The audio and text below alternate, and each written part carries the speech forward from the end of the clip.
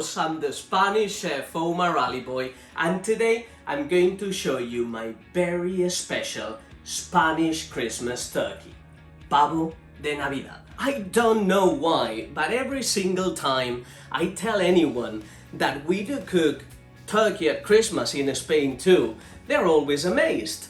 And I'm not sure what the perception of the world is about a Spanish Christmas. Maybe it is that they think we only do the milk-fed lamb and the suckling pig, sometimes fish. And it is true, we do cook a lot of that. But in my family, every 31st of December, that may be the big difference as opposed to the 24th at night or the 25th for Christmas lunch, we cook this very traditional Christmas turkey. And this recipe, which I've been cooking all of my life, it's incredibly special. And you may be thinking, gosh, another Christmas turkey recipe? Is there any more ways to do it? Well, there is, and this is the ultimate one. Have you ever seen a turkey getting the Botox done in the kitchen or making yoga? Well, you are about to see it. And all of these trimmings over here are jumping up and down of excitement to accompany this beautiful turkey. And I am absolutely thrilled to finally show you this very traditional family recipe of mine. So let me run you through the ingredients. We're going to need a free-range turkey of about 4.5 kilograms, and this should feed about 8 people, with the brandy, a syringe as well that you can find in your local pharmacy, Spanish lemons, butter, fresh thyme, salt and pepper, Spanish onions, garlic, carrot, celery, leek, white wine, bananas, shallots, sugar, cinnamon powder, apples of the ruby red style, which should be quite nice and sweet, banana shallots, extra virgin olive oil, balsamic vinegar, new potatoes, rosemary and garlic.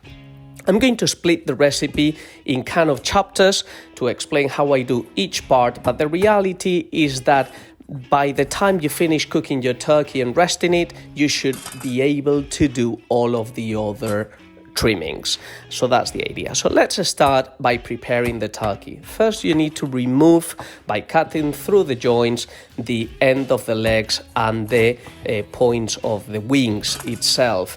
And we are going to cut into little chunks as well the neck of the turkey that normally butchers put it inside the turkey when they sell it to you inside the cavity. So just cut it into bite-sized pieces that we are going to be using to give in fantastic flavor to the gravy, and put them in a baking tray. Now it's time to spoil your turkey into a world-class wellness spa treatment. So put the needle into your syringe, pour the brandy into a glass and start injecting a bit of Botox brandy all over the breast, the wings, the legs of your turkey. I recommend you to start a day in advance if you can, to make sure that all of the brandy is absorbed and distributed nicely. It will benefit from a good massage as well as joining a yoga class for a bit of a stretch. To give a bit more flavor to our turkey and to make sure it doesn't dry inside out, we want to fill that cavity and season it well. With a bit of salt, a bit of pepper, wash and cut your lemons in half, put a few sprigs of fresh thyme and make sure that you press those lemons against the cavity to make sure that there is no space left in where air could come in and dry it inside out. In the same tray as we are going to roast the turkey, we are going to create a bed of vegetables that will be the base for our gravy. So coarsely chop your Spanish onion, your carrot, celery, leek, put a few sprigs of thyme, crush the garlic cloves, drizzle it with extra virgin olive oil, and we're going to be placing the turkey on top, which is going to go into the sauna for 3.5 hours to sweat off a little bit of fat, which we are going to be using to base it or brush it with a spoon or a brush, just like I did every hour, to make sure that he keeps hydrated and roast to absolute perfection.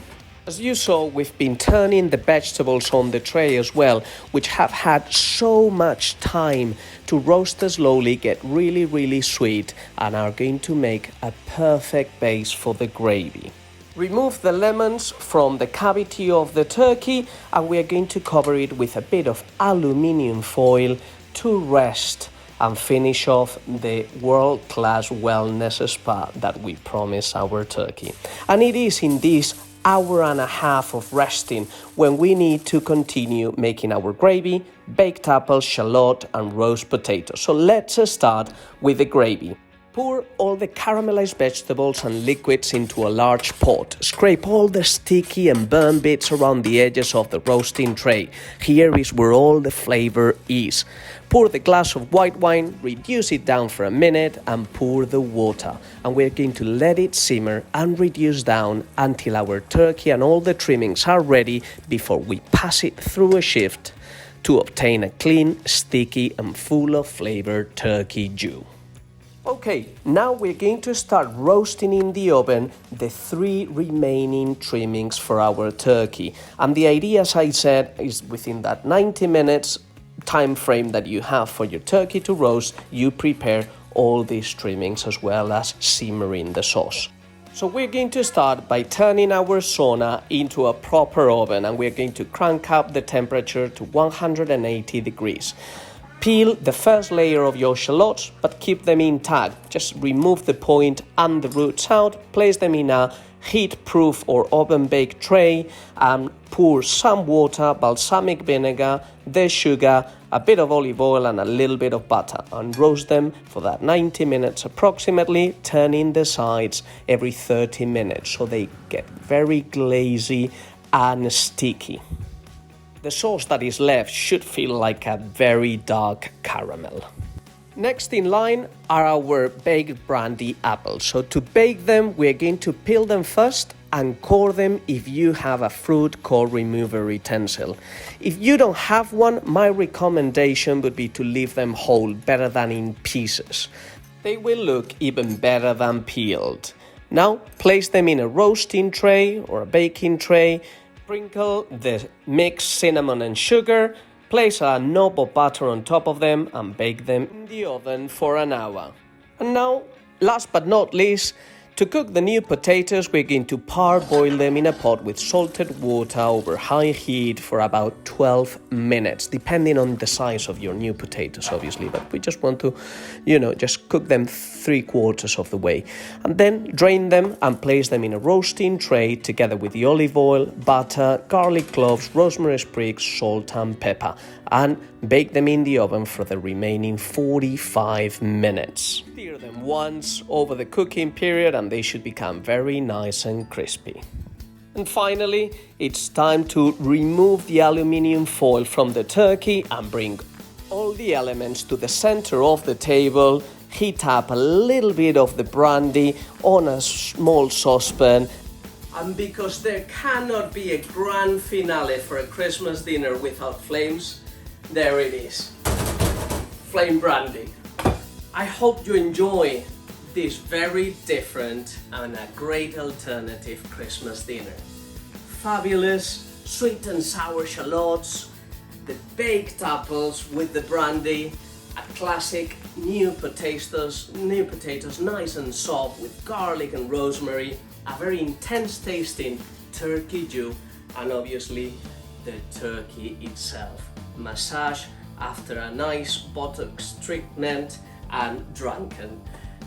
Anyway, I hope you give it a go, and I just wanted to wish you all a beautiful Christmas with your family and a great new year. Lots of love. Adios. If you enjoyed the video, please like it, share it and subscribe.